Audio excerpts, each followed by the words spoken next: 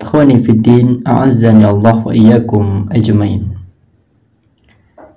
Harta dalam pandangan Islam menepati kedudukan yang sangat penting. Dan Islam menempatkan harta sebagai salah satu dari 5 kebutuhan pokok yang harus ada dalam kehidupan setiap manusia. Dalam bahasa Arabnya disebut dengan ad-dururiyah al-khamsah.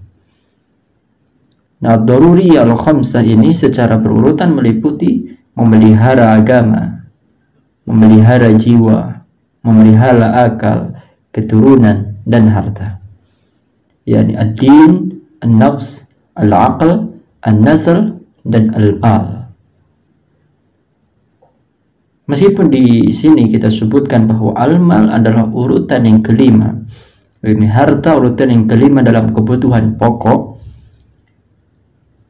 akan tetapi harta ini adalah sesuatu yang sangat urgent dalam memelihara keempat aspek yang lainnya.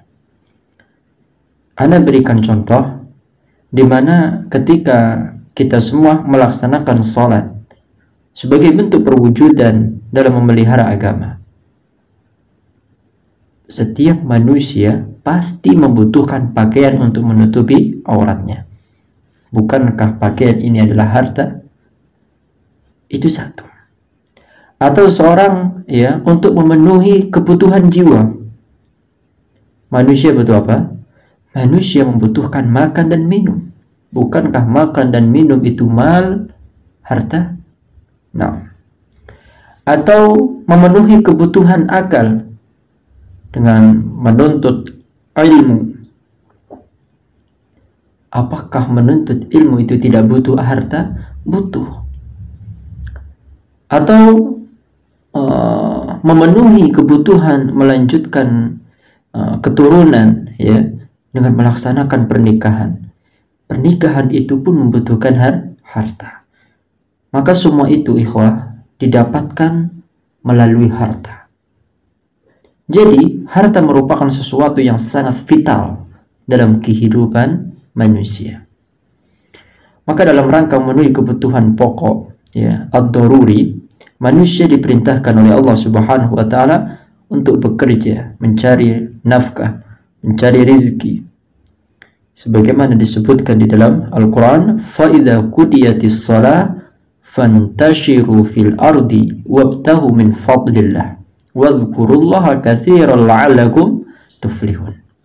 Allah mengatakan fa idza qudiyatis shalah, apabila telah ditunaikan salat, fantashiru fil ardi, maka bertebarlah kalian di bumi Allah Subhanahu wa taala.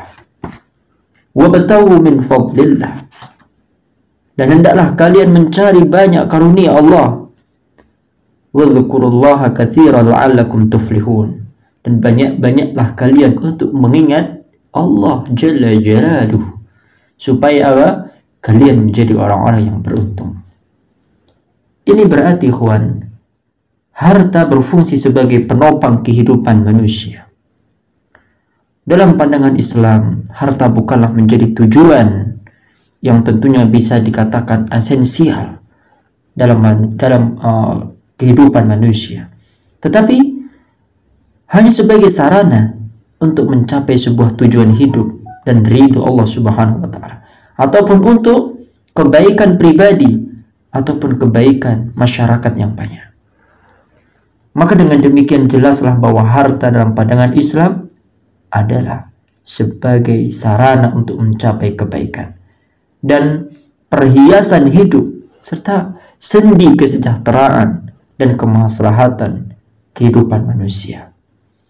Allah Subhanahu wa taala berfirman dalam Quran surah Al-Kahfi ayat yang ke-46, al-mal wal banun zinatul hayatid dunya wal baqiyatus salihatu khairun inda rabbika thawaban wa khairun amala. Harta dan anak-anak adalah perhiasan kehidupan dunia, tetapi hanyalah amalan-amalan yang kekal lagi soleh lebih baik pahalanya di sisi Allah serta lebih baik untuk menuju sebuah harapan. Akhwani fiddin, kami serukan bahwa harta merupakan nikmat dari Allah yang dengannya Dia menguji pemiliknya. Apakah bersyukur ataukah kufur? Allah Subhanahu wa ta'ala menyebut harta sebagai fitnah. Fitnah yang berarti adalah ujian dan cobaan. Allah mengatakan wa'malu annama amwalukum wa auladukum fitnatun wa annallaha indahu ajrun 'azim. Dan ketahuilah annama amwalukum, harta kalian, wa auladukum, anak-anak kalian, fitnatun, sebagai ujian. Wa annallaha indahu ajrun 'azim. Dan sesungguhnya di sisi Allah lah pahala yang begitu besar. Maka dalam masalah ini Rasul pun mengingatkan bahwa fitnah di dunia yang paling besar adalah fitnah harta, yang menjadikan sebagian besar manusia terlalu mencintai harta tersebut. Dan harta, ikhwan, dapat menjadikan mereka bisu dan buta terhadap kebaikan.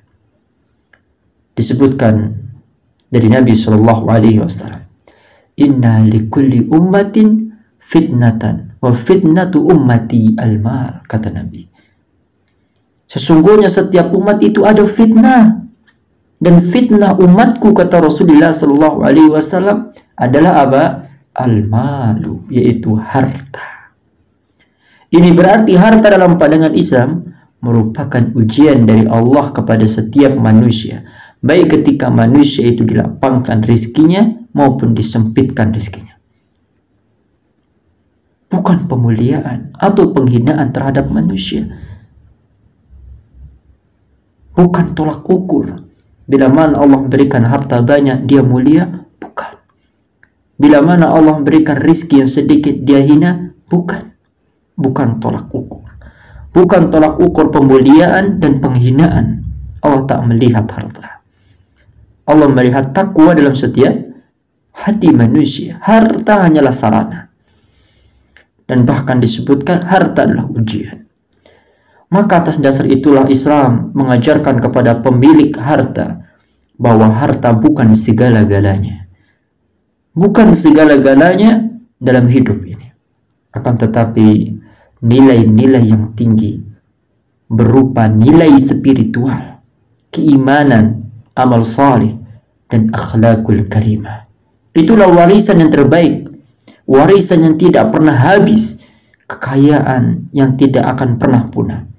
Dan tidak akan hancur dengan pergantiannya masa. Ikhwani fiddin azanallah. Dengan kata lain, nilai keutamaan seseorang bukan karena harta yang dia miliki ataupun pengaruh dari kekuasaannya, bukan. Akan tetapi keutamaan seseorang terletak pada hati dan ketakwaannya dia kepada Allah.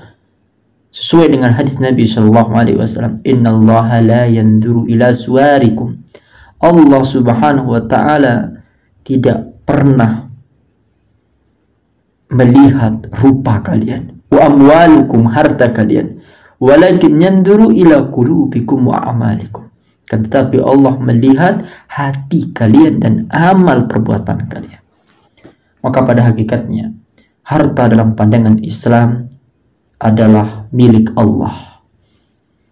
Sedangkan manusia hanya bertugas memegang amanah untuk mengelolanya.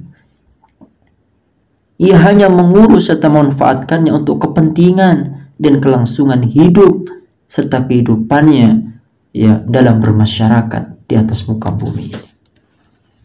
Allah Subhanahu wa ta'ala berfirman, walillahi ma fis samawati wa ma fil ardi liyajziyal ladina asa'u bima amilu wa yajziyal ladina ahsanu bil husna. Apa kata Allah? Dan hanya kepunyaan Allah lah apa yang ada di langit dan apa yang ada di bumi. Dia memberi balasan kepada orang-orang yang berbuat jahat terhadap apa yang telah mereka kerjakan. dan memberi balasan kepada orang-orang yang berbuat baik berupa pahala yang terbaik, yaitu surga. Ikhwani fiddin, ini berarti hak manusia atas harta benda miliknya terbatas. Terbatas pada hak pemanfaatan dan pengurusan sesuai dengan ketentuan yang telah digaris oleh Allah Subhanahu wa Ta'ala.